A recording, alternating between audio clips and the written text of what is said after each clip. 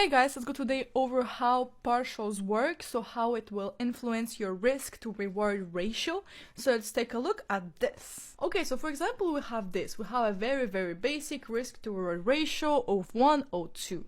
Means if you risk $10, if your stop loss is hit, you will win $20 if your take profit is hit.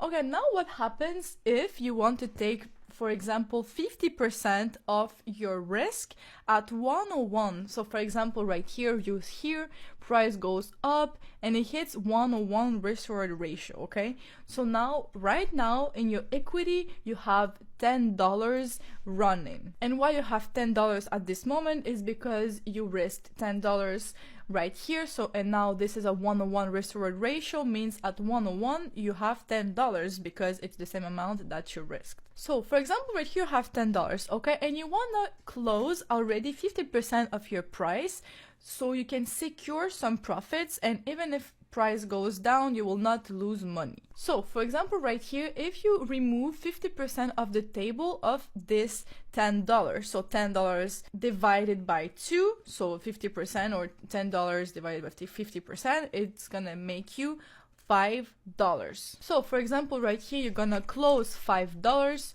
So now, as you closed $5, your $5 is in your bank, so in your balance account. And right here, you don't have $10 anymore running because you already removed $5. So 10 minus 5, you have $5 left. So as you have $5 left right here, you need it to be proportional to your risk reward ratio once again. So if you have a 101, you have $5 left, your stop loss now will be only $5. So you have $5 that you're gonna lose if your trade hits stop loss, and right now you are at $5 as well. So in this case, what's gonna happen with your take profit? Because if you removed money right here, you removed $5, means that your risk reward ratio, of course, it's 5 now. So 5 times 2 means that right now you're gonna win not $20, you're gonna win only $10. So right here, this makes sense. Here it's $0, now you're at 5 because you already closed 5.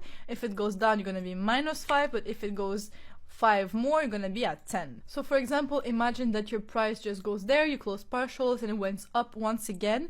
Now you close the fully price, so you close your $10. So your total made, it's not $20 because you closed some partials along the way, but now it's only $15. Okay, so why people like use this partials, you know?